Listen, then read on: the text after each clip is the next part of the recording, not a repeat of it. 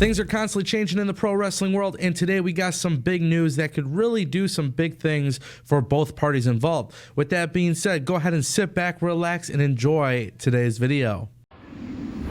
You have reached your destination.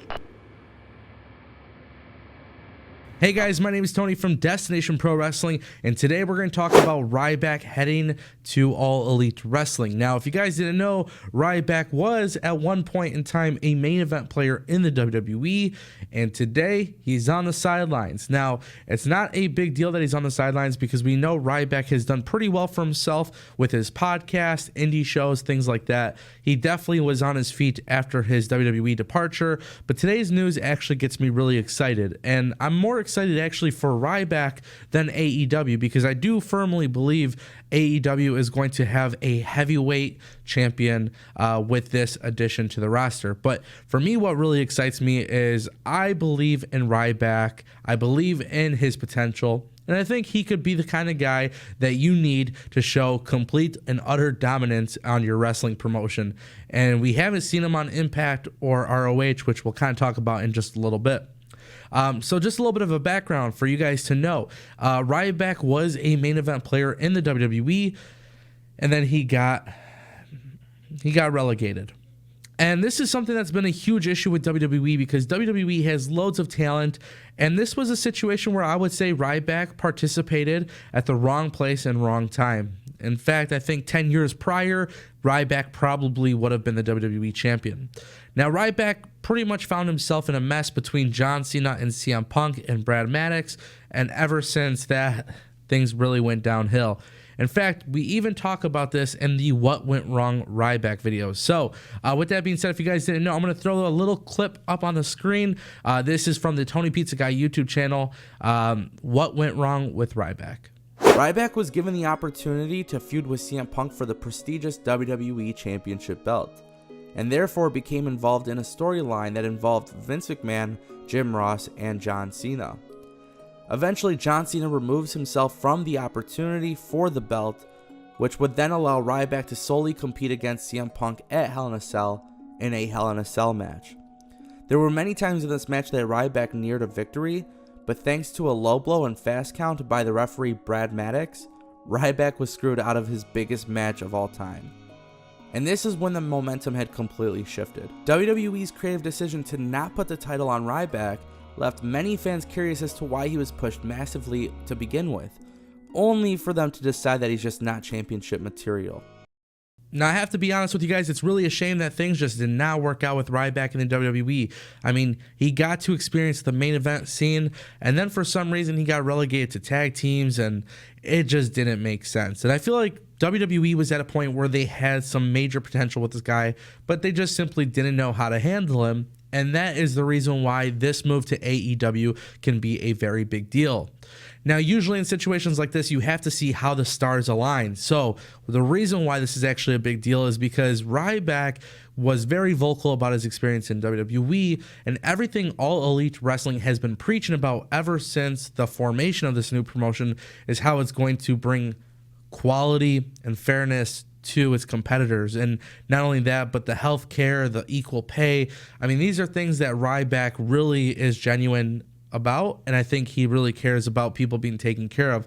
He even went on a long rant before because the fact that there was guys in WWE who were getting paid more than others, even though it's all predetermined. So some people thought that he made a very fair point, and I'm going to kind of keep my personal opinion on that to the side because my opinion doesn't matter. What really matters is your opinion. So I want to know what you guys think. There is a comment section down below. I love reading your guys' comments. I try to respond to as much of them as possible. But now you guys are probably wondering about the source of the news. So I'm going to throw this tweet on the screen. This comes from the big guy Ryback22 on Twitter. Of course, it's his verified account.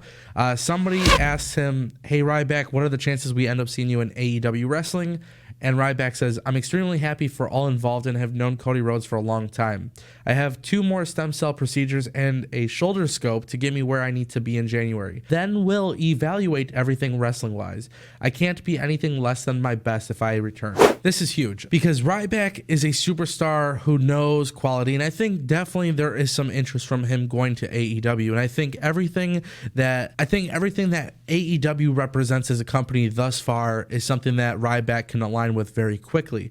It's not shocking that a lot of people are anxious to see what Ryback feels because they do know about his friendship with Cody Rhodes. It's been documented before, but I think people really want to know if AEW will start to incorporate some of these former WWE guys. Now, that's something that's been complained about Impact and ROH, but at this point, WWE has so much talent that pro wrestling companies will definitely pick them up. So I want to know what you guys think in this situation. We're at a very, very unique time in pro wrestling because of the fact that Ryback could very well be going to All Elite Wrestling, and he could very well be one of the top guys in that promotion. Now, one of the situations that somebody had mentioned on Twitter, I've been reading on Twitter, and I really thought this was interesting, but something that people had mentioned on Twitter was the fact that would All Elite Wrestling put themselves in a position where they're constantly putting over their own guys?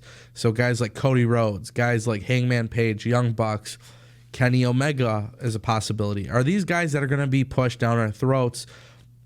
And if so, is there really any point for guys to join? I don't think that's the case because at the end of the day, even though they are some pretty big executives in the company, there's still a billionaire owner. Tony Khan is probably going to have somewhat of creative control. It could be assumed that he might take a little bit of that. But at the end of the day, putting a guy like Ryback in the ring would definitely make a lot of sense, especially at the top of the card. And I got to be honest with you guys. I got to tell you the truth here. Ryback is one of those guys where I think if he is in fact a world heavyweight champion, I think he could do it both heel and babyface. And that's something that would be really, really huge. He knows he has experience from WWE, whereas some of these other guys, their only experience is, indie companies. So Ryback is definitely a good purchase for All Elite Wrestling, and I'm very anxious to see how that goes.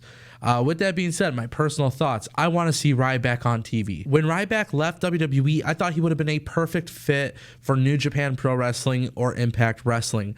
In fact, I was really, really hoping that he would make a decision between the two because it just felt like WWE robbed us of a really good opportunity to witness something exciting.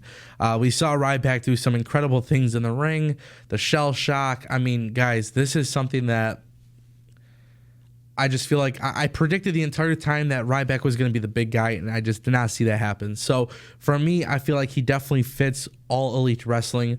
I feel like he's going to fit the mold. I feel like he fits everything that they're looking for. And on top of that, when he was vocal about WWE, it's not like he was vocal about WWE in a sense of where it didn't make sense, And as a competitor, as somebody who was once at the very top and then got to the bottom, barely being used, things like that, I could definitely see the frustration there. I'm a big fan of Ryback. I think Ryback holds a lot of skill. I think he's going to be able to bring some of that knowledge he brought from WWE. I think he could bring that to AEW, especially some of these smaller guys. Joey Janela, is on the roster, and Janela is a great talent, but he hasn't had that mainstream experience like Ryback and Pac and some of these other guys. So I'm hoping that is something that is definitely carried on because I feel like Ryback at this point is a veteran.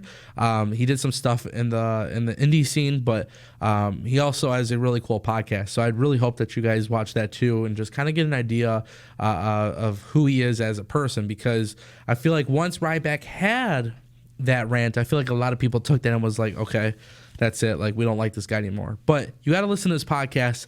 It'll open up a different perspective on who he actually is.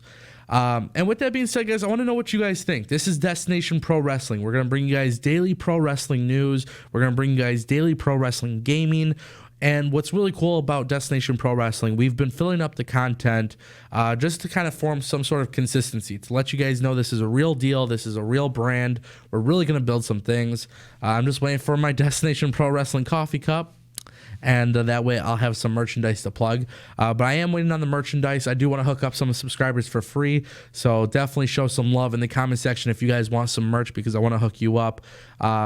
t-shirts, hats, things like that. We got a lot of cool stuff, especially with the Destination Pro Wrestling logo that was created by Defract, which you guys should follow him on Twitter because he definitely is a good guy and definitely hooked it up.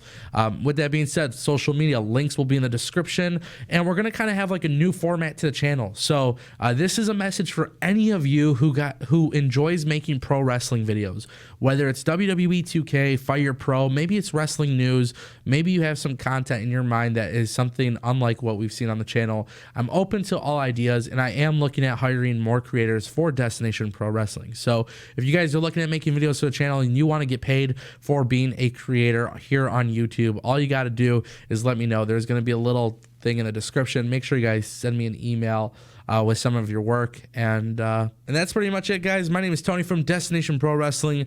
I'll see you guys on the next video. You have reached your destination.